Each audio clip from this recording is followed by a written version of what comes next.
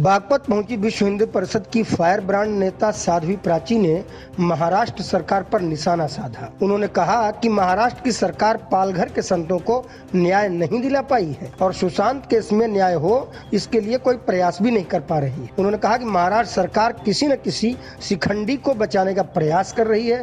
महाराष्ट्र के अंदर जल्द से जल्द राष्ट्रपति शासन लगना चाहिए, अन्यथा सोनिया गांधी की गोद में बैठी यह सरकार किसी बड़े हिंदूवादी नेता की हत्या भी करा सकती है। महाराष्ट्र की सरकार पालघर के संतों को न्याय नहीं दिला पाई और ना ही सुशांत केस में न्याय हो उसके लिए पूरी प्रयास कर रही है। और इतने ही नहीं, मैं कह रही हूँ कि किसी न किसी शिखंडी को बचाने का प्रयास ये महाराष्ट्र सरकार कर रही है।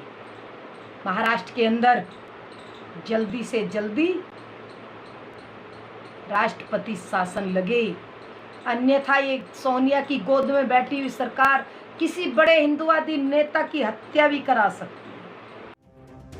सहारनपुर में छात्र संघर्ष समिति का जिला समाज कल्याण अधिकारी के खिलाफ कार्रवाई की मांग को लेकर धरना प्रदर्शन लगातार जारी है। वहीं उत्तर प्रदेश मान्यता प्राप्त विद्यालय शिक्षक संघ के प्रदेश अध्यक्ष डॉक्टर अशोक मलिक ने अपने पदाधिकारियों के साथ छात्र संघर्ष समिति को समर्थन दिया है। इस दौरान छात्र संघर्ष समिति अध्यक्ष डॉक्टर संजीव दुर्जन ने बताया कि जिला समाज कल्याण अधिकारी के निजी स्वार्थ के कारण 45 छात्र और छात्राएं ITI की परीक्षा से वंचित हो रहे हैं, क्योंकि सरकार से छात्रवृत्ति न मिलने के चलते उनका भविष्य अंधकारमय हो गया है।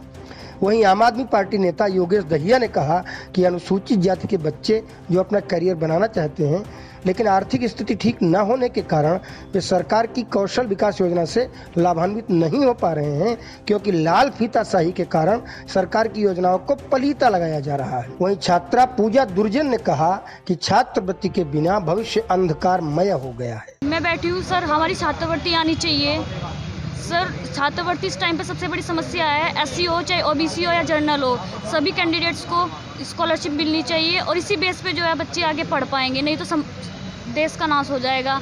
अब सरकार तो चल सकती है बिना शिक्षा के, लेकिन प्रशासन नहीं चल सकता बिना शिक्षा के। तो इसीलिए शिक्षा के लिए ज़रूरी है कि इन बच्चों को स्कॉलरशिप दी जाए और आगे से फ्री सीट पर ही एडमिशन किया जाए।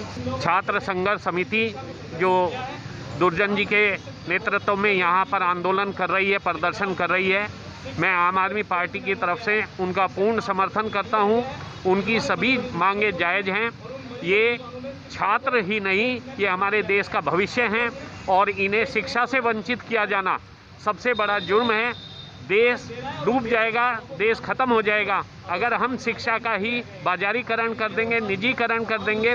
और सरकार की ये उदासीनता कि वो बच्चों को छात्रवृत्ति ना दे, उनसे वंचित रखे, तो उनकी पढ़ाई अधर में रह जाएगी और ये देश के भविष्य के लिए काला दिवस होगा। मैं इस सरकार से पूर्ण मांग करता हूँ, पूरी तरह से समर्थन करते हुए इस प्रदर्शन को चाहता हूँ कि सरकार जल्दी से जल्दी अपनी आंखें खोले और इन मांगों को पूरा करे। ये छात्रों की जो लड़ाई है वो जायज़ है। छात्र आज भटक रहा है। एक अधिकारी ने सिर्फ उत्तर प्रदेश का एक ही जनपद सहारनपुर समाज कल्याण अधिकारी की कमी के कारण से, उसके निकम्मेपन के, उसके निजी स्वार्थ के कारण से यहाँ 4,500 बच्चे छात्रवृत्ति से वंचित रह गए, जो ITI प्रशिक्षण के बच्चे थे। उन्हें आपका 7 करोड़ का यहाँ का उसका हुआ। ये एक अकेले पूरे उत्तर प्रदेश का एक ही जनपद क्यों? और वो भी OBC जनरल का मिल गया, SC का ही बच्चा क्यों? कोरोना काल ने लोगों के खाने पीने, जीने, त्योहार मनाने या किसी कार्यक्रम के करने का रंग ढंग ही बदल दिया है। ऐसी ही कुछ नई पहल की है एक डॉक्टर ने कोरोना काल के दौरान अपनी मां की 13वीं कार्यक्रम में हजारों लोगों को घर बुलाकर खाना न खिलाते हुए पुण्य का दूसरा अच्छा काम किया है। डॉक्टर ने गांव की 25 गरीब बच्चियों के नाम पर 5-5 हजार का फिक्स डिपॉजिट करा दिया है। इस नेक काम से न सिर्फ उन गरीब माँ बाप को खुशी मिली है, बल्कि डॉक्टर प्रमोद गुप्ता ने लोगों को एक नई सीख दी है।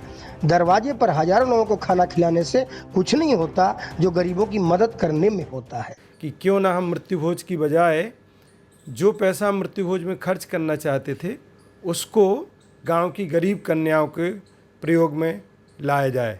तो उसकी एक रूपरेखा बनाकर हमने उन गरीब कन्याओं जो गांव की हैं, 25 गरीब कन्याओं को जो हर जाति और धर्म की हैं, उनका किसान विकास पत्र 5-5 हज़ार रुपये का खरीद के उनको हमने दिया है।